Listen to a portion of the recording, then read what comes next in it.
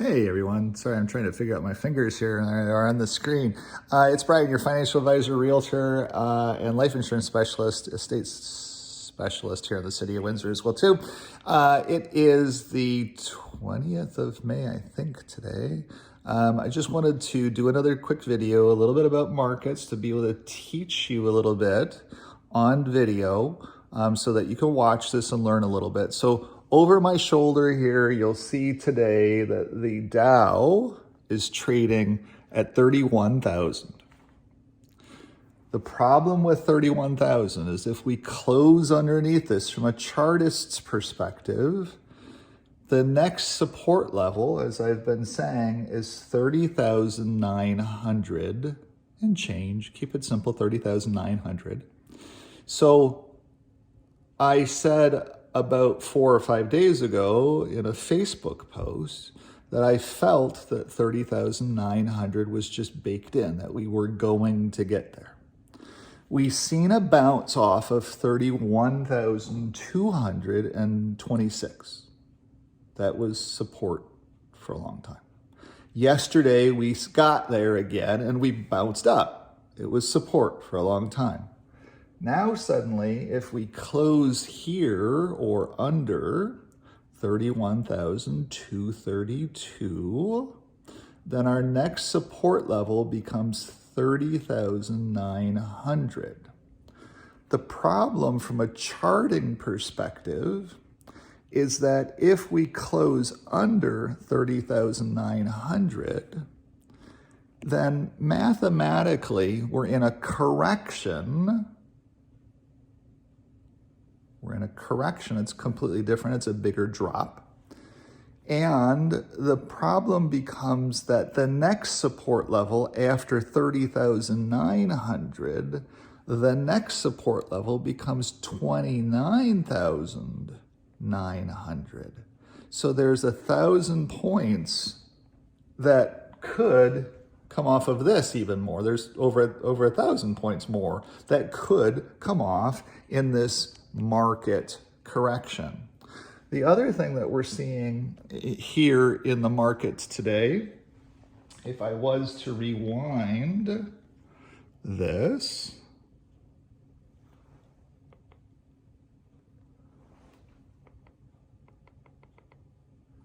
is here.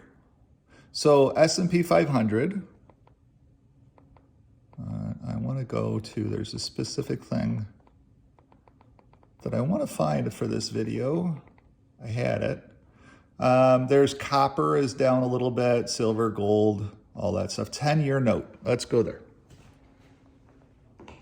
The 10-year note is the risk-free rate of return. There's no risk in buying government money.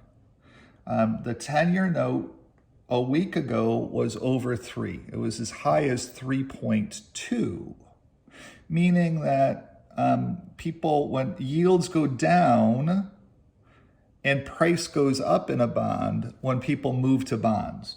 So what's been happening over the last week is there's been a lot of movement away from markets into the risk-free rate of return. They're buying government bonds to protect themselves. However, when bond yields are going down and bond prices are going down and the stock market is going down, those two things conspire against each other to show us that we're looking at the possibility of a recession. Then if I go back just one more step here, somewhere in my system, I want to get back to transports. They don't make this easy because they don't run the data over and over and over again. You have to, there it is. Okay.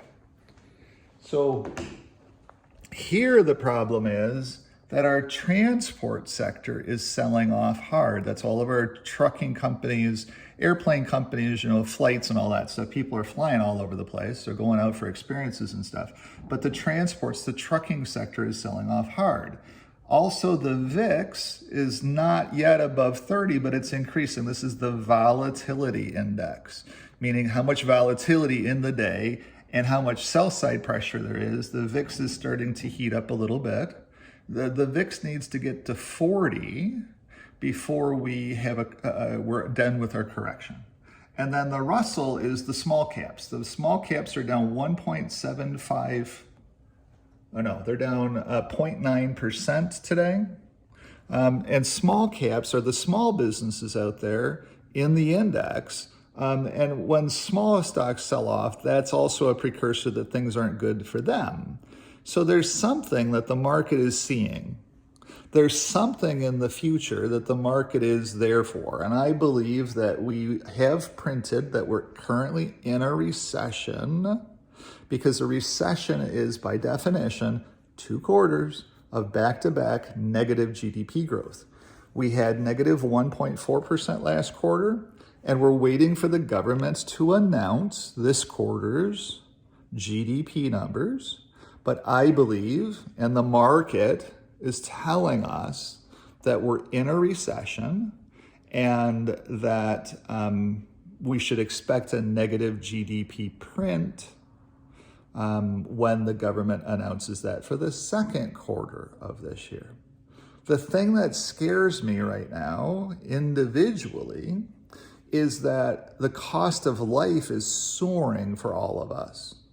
And I worry about, not about me, I've positioned myself pretty well for this, but I worry about my neighbor.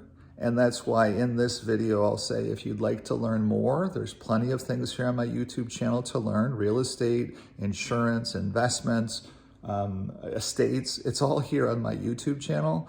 That's what I do every single day. That's how I create income for me and my family. And I also help people with cash flow planning and all of those things. There's going to be a lot of different videos coming up about all of this stuff. Looking forward to helping you in any way that I can. Thanks for tuning in. Please like this channel and subscribe if you think that some of this stuff is pretty interesting. Thanks so much. Take care.